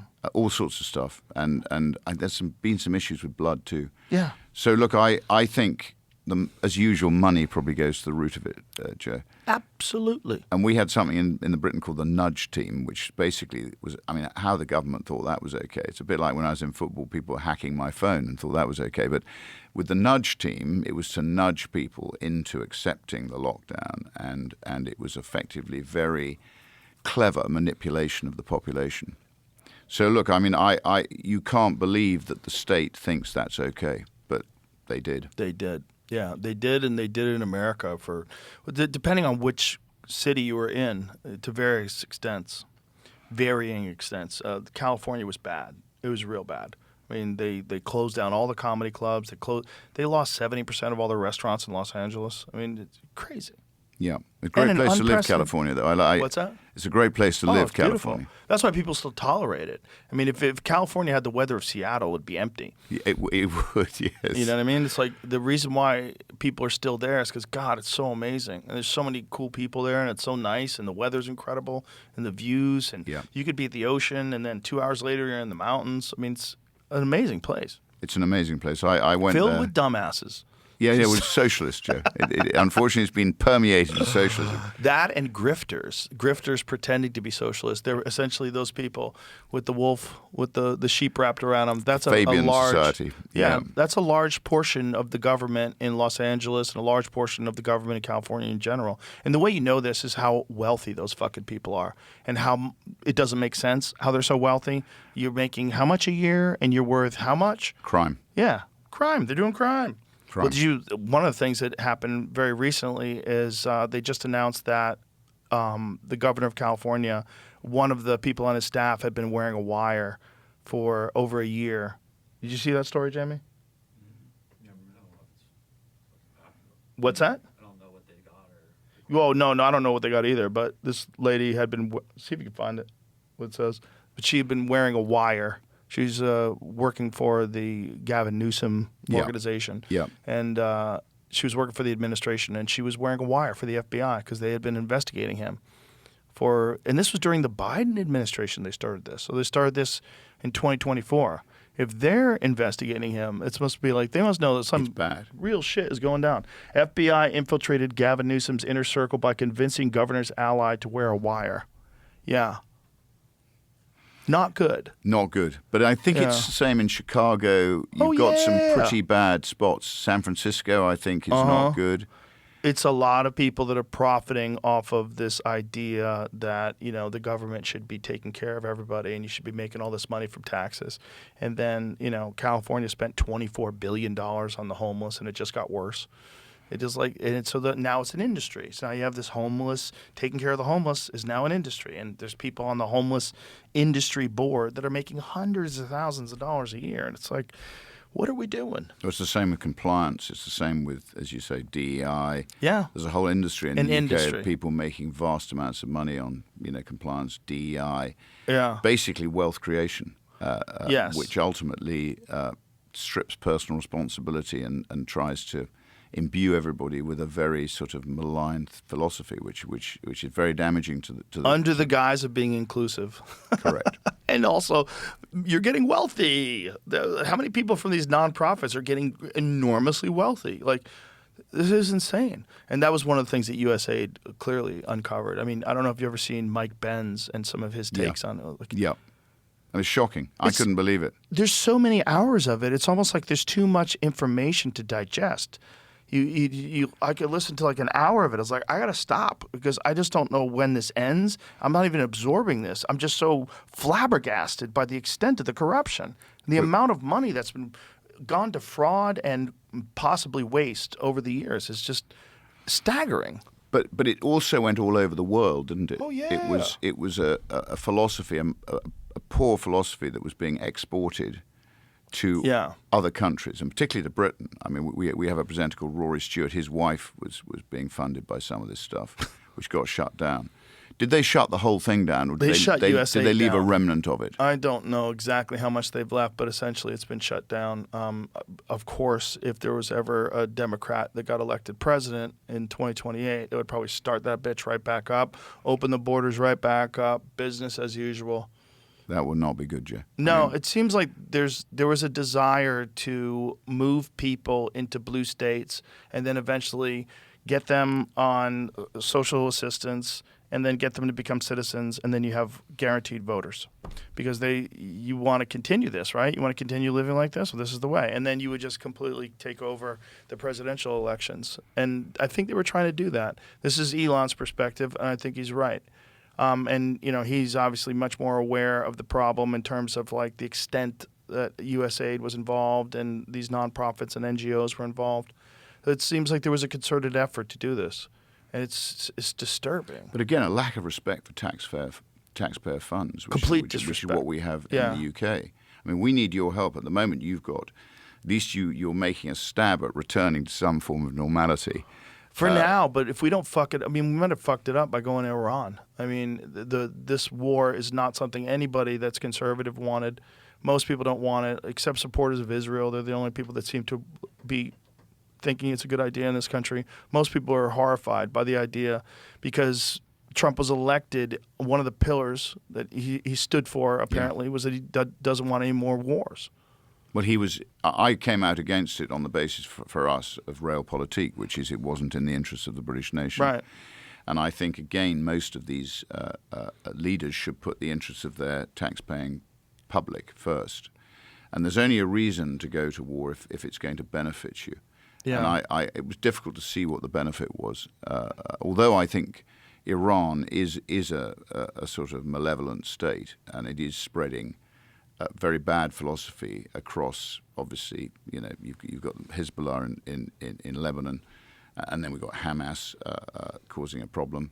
So I think they are a problem, but certainly from our point of view, I mean, you're the only country with the ability to do anything about it. I mean, we had one warship which didn't work properly when it was sent out to help. So, I mean, goodness knows we've spent all our money on welfare and not enough money on defence. So, no, we need help, and I think to your point, Elon Musk has been, to my mind, incredibly helpful in restoring free speech, because Starmer and these Fabian Pabloist Haldane Society, as I call them, they've all got this malign philosophy, and I think what giving us free speech has done is it's stopped them crushing the spirit of those people who do want to debate, who do want to discuss, who do want to get at the truth. Right, but they've done so much to stop free speech with all these arrests. It's extraordinary. Because they've incentivized people to keep their mouths shut because no one wants to be in trouble. Well, it's two-tier policing. You've got, to your point about, that the Palestinian marches are tolerated, whereas any form of Tommy Robinson march, and Tommy Robinson in the UK, he's deeply disliked by the establishment. I give him credit for what he did. Again, on the grooming gangs in 2003, he was warning about this in 2003 in Luton. Not only that, I remember people dismissing that in 2003 or 4, whenever it was when I first heard about it, they were talking about him as he was just horrible, far-right extremist. I know. And that he was making up these stories about these grooming gangs and rape gangs. I remember hearing that. I remember not knowing, like, what is it? What's accurate here? Like, what's going on? Well, I think the accuracy is that he was right. The establishment didn't want to admit it because if we're right, well, I think we are right about their multicultural post-war experiment. They realized it was failing because you can't justify the sort of abuse and grooming of the most vulnerable people in your society by people who've come into the country They should be treated equally under the law. A rape is a rape. It doesn't matter whether it's perpetrated by somebody from a Muslim country or a Christian country. Rape is rape, and So it should be what would- treated the same. What would you do to stop this? Like, imagine if you got into power right now. What would you do to put a stop to that? But we have to root it out, and we have to stop it. How And do we you have root to it out? apply the law, the law of our land, to the Right. people who are perpetrating it. The problem is the police have institutionally been taught that they are racist, and we had the Stephen Lawrence killing, which didn't reflect well on the UK, but the response to it has created this fear of being called a racist. Which is the Stephen Lawrence killing? Stephen Lawrence was killed. I think it was late 90s. He was stabbed by some sort of British miscreants. And where was he from? He died. It was in London. Where was Stephen Lawrence from? Well, What he was a black boy. Oh, I'm not- okay. not So it's a sure. racial hate Yeah, crime? it was a racial hate crime. Okay, and this was in the And 90s? it was blown up. And again, you find that the racial hate crime involving any white people is now blown up, whereas the very often and increasingly common acts against the indigenous white people are hushed up as much as they possibly can be. That's a funny thing to say, indigenous white people. Yeah. And what I mean, it is real for England. But I mean, nobody thinks about that in America. You would never say like indigenous white people. Well, we do have an identity, Yes, Joe. of course. There's a reason why everyone's so pale. Yeah. It's England. We do have an identity, but It I really think, is indigenous. as I say, we've been very tolerant of people who've needed help. We've Right. let them into the country, and on the whole, they have integrated and they have contributed. Right. And I have no problem with that. Like you, I'm absolutely in favour of that. And Right. The only problem is the people that aren't integrating. if people don't want to come Right. and live and integrate and contribute, then they shouldn't come. They should remain in their own country. Well, it's also the idea of incentivizing people to illegally migrate to your country is just pure insanity. Yeah. You're going to run out of money. And you're also putting a burden on these taxpayers for no reason whatsoever. It's a bad use of their tax dollars. But in our immigration document, we put forward, the case for basically a hostile environment. We don't want to be handing out welfare. Right. We don't want to be encouraging people to come. We want to create a hostile environment and encourage people to go, unless they're contributing, to go back to their own country and live there, particularly if they don't like our culture and our laws and they don't respect us and they think we're the infidel.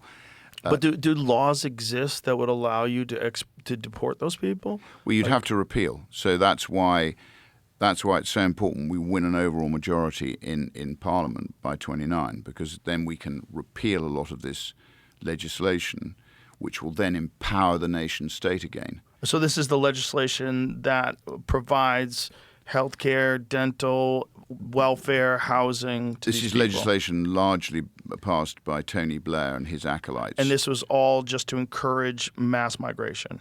I think it was to encourage this mass immigration and make it very difficult to stop it practically.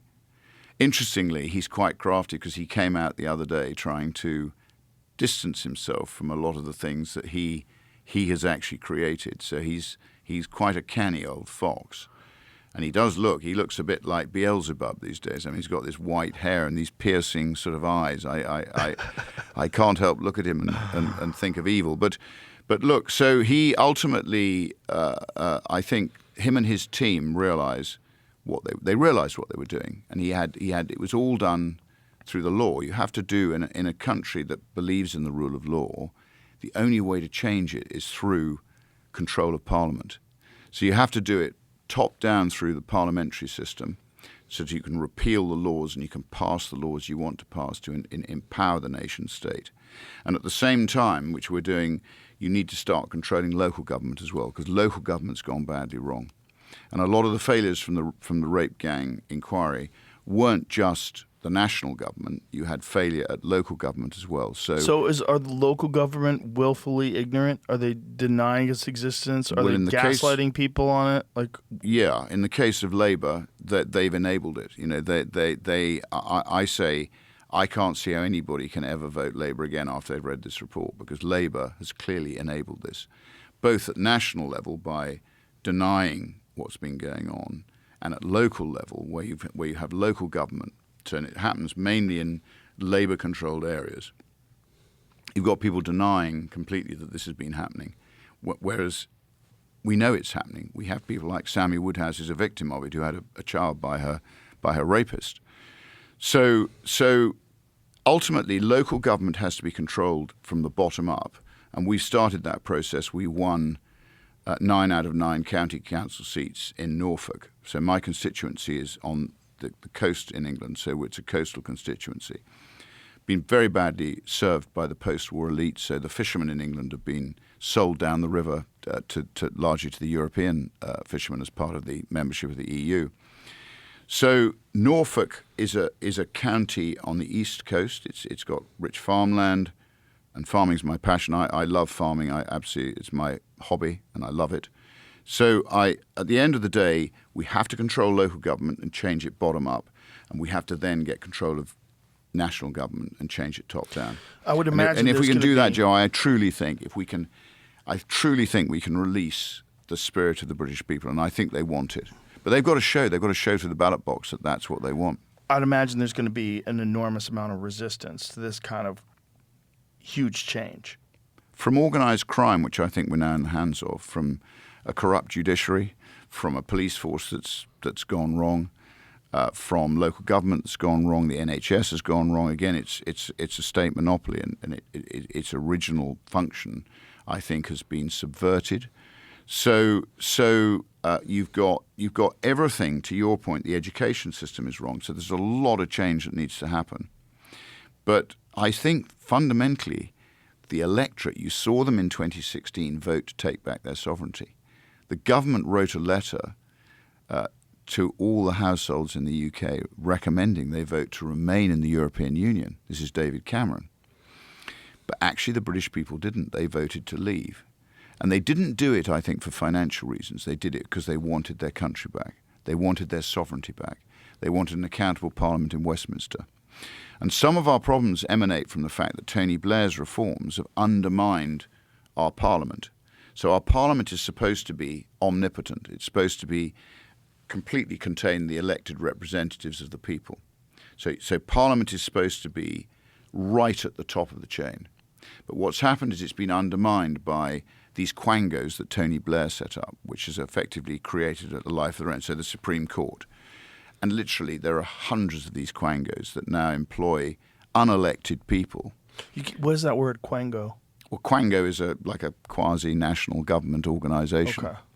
So they are, you've got all sorts of bodies, the sort of Bar Standards Board, you've got loads of bodies which now prevail. You've got bodies on almost everything, which again have flourished since Tony Blair's legislation. Prior to that, power lay with Parliament. So that's why they've been able to control a lot of what goes on, because the two-party system, the Blues and the Reds, the Tories and Labour, basically have tried to outcompete each other. So the entire Parliament, Blair took it left, Cameron emulated Blair, and you didn't actually get proper conservative thought to change a lot of this stuff that was wrong. So I think this is an opportunity, and I think it's our last opportunity, and all the help we can get from you guys. I mean, we made a bad mistake in letting you declare your independence, which you're celebrating tomorrow in the first place. Mistake. Had we played our cards better, I think you should still be part of. I think it worked out. Going on. It's worked out pretty well for you, but off. not so well for us. Sorry, but I think we're better off. But I do want to see. Otherwise, it'd be under your laws. Well, I do want to see the Anglo-Saxon world support each other. I think there's not enough of that. We're too fragmented. There's too much sort of, whether it's the World Economic Forum, as I said, whatever the reason, there's too much fragmentation and too much undermining of this cohesive Anglo-Saxon world, which, let's face it, is the reason why we all have individual freedom, because, as we said earlier, individual freedom is incredibly fragile. And we could lose it at any minute, Joe. I mean, the society that, the way we look at America when people look at it the right way, or when people are proud of America, they look at it as a place where anybody can come and achieve your dreams. And it doesn't mean only white people. It doesn't mean only black people. It just means Americans. We're supposed to be a community, a team, And the fact that we're a melting pot, that we're not like, indigenous white people like England is part of the fun of it all, that everyone's welcome. Just come over here and do your thing and follow the rules. But the problem with this country is the problem with any country. When you're being run by people that are completely corrupt and you're being run by people that are influenced by enormous corporations that don't care about the people, that only care about the bottom line, how much money they're making, and how do they rig things, and then you have politicians that are making $170,000 a year, but they're somehow worth $400 million, and no one questions it, and no one's in jail. The whole thing is bonkers. And it's just, you're always going to have crooks, and you got to hold them off. You got to hold them off as much as possible. When you recognize they're in, you got to do a cleaning. You got to clean house. You got to clean house and get rid of them. If you don't, you're just going to have the problem's just going to get worse, because they're going to figure out, okay, it's just like antibiotics. When you don't take the full round and the stuff doesn't really go out of your system. Oh, now you got medication-resistant bacteria. Congratulations. Your medication has made the bacteria worse. Yep. So if you fight off the corruption a little bit and then you stop, they go, oh, well, we were close. We almost figured it all out and got it all rigged.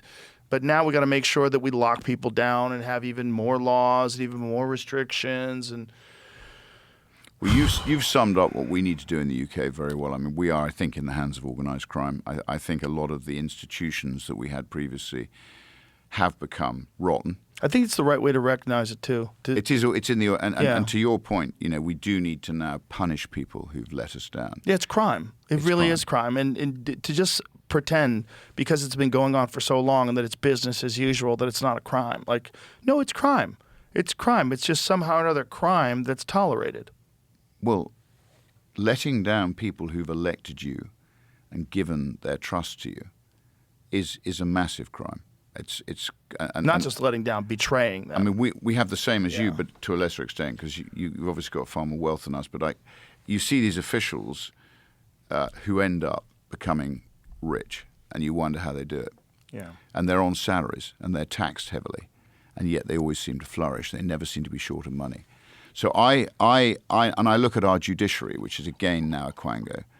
The judges are no longer appointed by Parliament. They're appointed by this woke quango.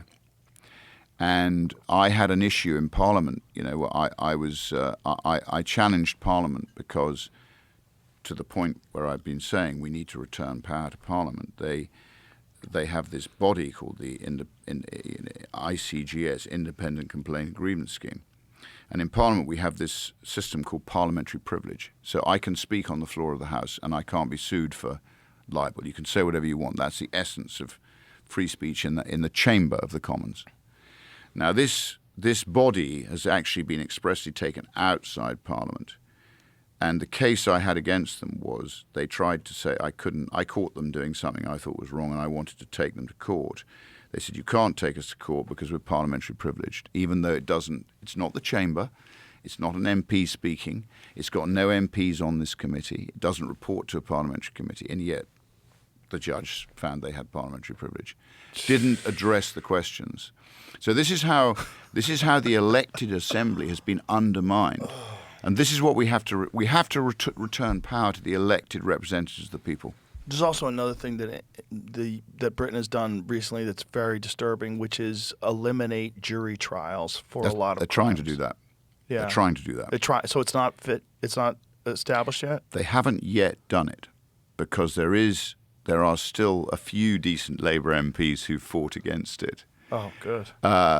But crazy. Again, I think that's all a manifestation of organised crime. Because if you control the judges, right, of course, and you can force more and more people through a judge system rather than a jury system. And so for libel trials, I fought a libel trial when I was in football against the Times, which is Rupert Murdoch's paper. And I think I had my phones hacked, and I fought a libel trial against them. So the newspaper hacked your phone? When I was in football, they were hacking my phone every day. Wow. How were they doing it? Listening in through my voicemails. How'd they do it? And then they can blag a number from the voicemail and start listening. So if you called me and left a message, they could blag your number off my phone. And they thought this was okay. These were national newspapers. And again, How did they get into your voicemail? Well, because in the old days, if people had a code to encrypt their phone and they didn't do it properly. So we had 0000. Oh, no. If you didn't change that, they got into your phone, right? So they got into my phone. They got into lots of people's phones. Wow. Because you never know quite how they did it. But so if you'd left me a message, they could blag your number. Right. And then they'd start listening to your phone and everything else. Now, I think, that was in this case Murdoch. But Murdoch, I think, has done a lot for the right-wing cause. I don't always agree with everything, and I certainly didn't agree with him hacking phones. But this all goes to the point of the establishment becoming corrupted. And from corruption, I think, again, you end up with oppression. And we need to sort that out. Yeah. And I'm hoping if I put myself up and the people agree, they will change things. And I think they are in a febrile mood. So I'm hoping that they will take the opportunity and give us the power to do it. I'm glad you brought that part up because we're not really aware in America of what the general mood of the country is, like where people are leaning in what direction as far as England goes. What is it like? Is a large percentage of the population fed up? I mean, what's going on over there? Well, I think to your point, you've got this body of people who are profiting on the back of these concepts which you and I would agree are completely flawed. So they're obviously in control at the moment. But then you've got the body of people, this increasingly small percentage of what I call the private sector, which now accounts for a smaller and smaller proportion of GDP. So your percentage of GDP accounted for by the state is much, much smaller than ours. So directly and indirectly, I would estimate that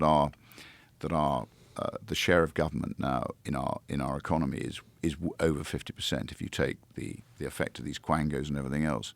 Here, you're much smaller than that. Now that's come, pre-Blair, Thatcher. We were in a very, very good economic state, and the state accounted for, what it was, 33%, something like that. It's now up to nearly 50% and rising. And this is what the Fabians want. They want a dependency culture, right? A sort of centrally planned USSR style dishing out of taxpayer funds. So they've diminished the private sector, which they're taxing into oblivion, which has meant that a lot of our most able people have left the country. So we've lost a lot of our rainmakers have gone. So a lot of our best people went to, obviously, Italy, to Dubai, to Abu Dhabi, all over the world. Some of them would have come here. So the best brains have gone. And I think the non-DOMs have gone, which again I think is a huge error because they've now been taxed rather than being encouraged to spend their time in the UK.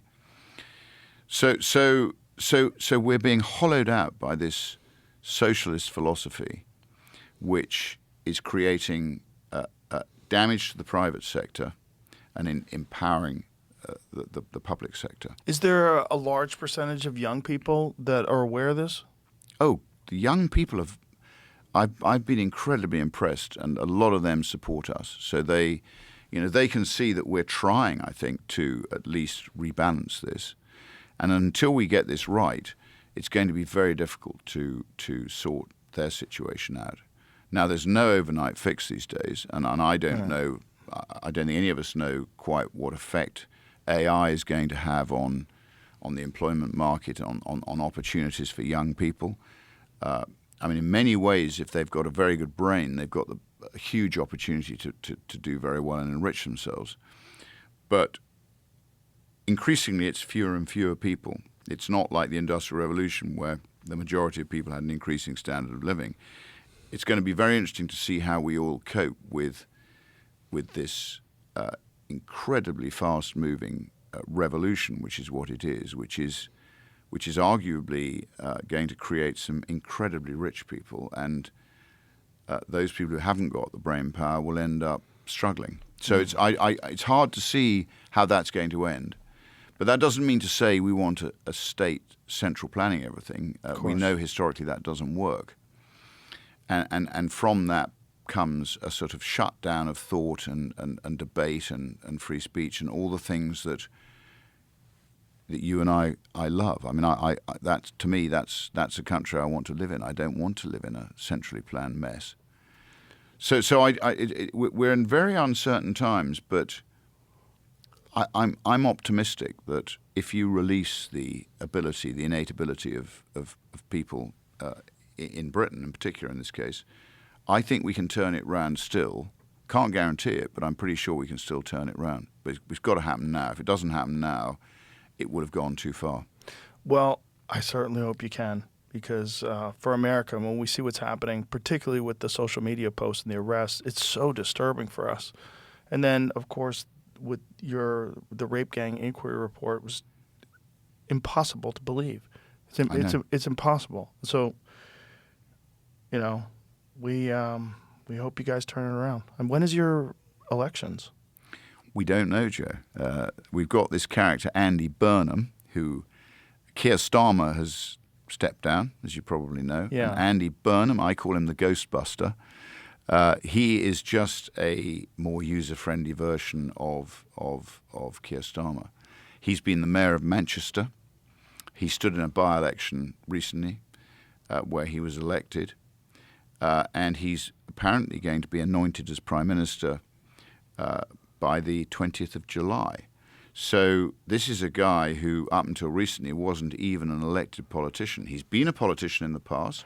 He's been in the cabinet. Keir Starmer can just step down and put another guy in his place, and that guy takes over? That's what's happening. That sounds crazy. I know. What a stupid way to run things. It's bonkers. But so the answer to your question is, so what has it to could happen? run till 29. 29. That's the backstop date. He could, and everybody says he might, have a snap election. I think that's highly unlikely. Labour have got the biggest post-war majority. Why would he have a snap election? He's got 3 years left with a huge majority. So why would he take a risk? In Manchester, he was Manchester mayor. Uh-huh.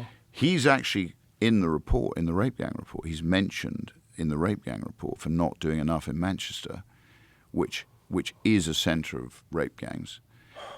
So he's involved in that. He's He's mentioned in our report. It's in there. So look, I think, in answer to your question, when's the election going to be? Some people would say he's going to have an election soon. I don't agree with that. I think he'd be mad, because I still think the public will judge Labour harshly, because the economy is not going well. People aren't feeling richer, they're feeling poorer. Their businesses are struggling, their taxes have gone up. Our taxes are at post-war highs now. So, and the waste is just off the scale. So when I'm in the Public Accounts Committee, which I sit in, again, it's all on, you can watch it on, people watch it on screens. It's the Public Accounts Committee is the most powerful committee in Parliament, and we question these civil servants to try and hold them to account for the taxpayer. The waste is just off the scale. So you've got a wasteful, inefficient state, which is then taxing the private sector into oblivion, the increasingly small private sector. And that's not a recipe that's going to encourage risk-taking, investment. It's not going to, they're taxing family farms, they're taxing family businesses for the first time. They're basically breaking the backbone of Britain to the Fabian point. They are enacting this Fabian agenda, which is designed to create a society that's reliant on the state. And I don't want that. Nobody should want that. Well, listen, man, thank you very much for being here. I really appreciate it. I really appreciate you taking the time. I know it was difficult to get here for this day, and this is the only day we had open. So no, it's very kind of you to have me on, Joe. And I know pleasure. it's some big celebrations tomorrow. So good luck to you. Yeah, we're going to win. I'm amazed at the support we've got, and I'm amazed at the number of people who, even on the plane, come up to me and thank me for what I'm doing and say they're going to vote for us. All and right. I think Britain's on the turn, and hopefully, if we put up shop, tell them what we're going to do, give them a chance to vote for us. If they vote for us, I shall do my best to change things. If they don't vote for me, well, that's their prerogative. That's democracy. That's democracy. Good luck, sir. And thank you very much. Pleasure. All right. Bye, everybody.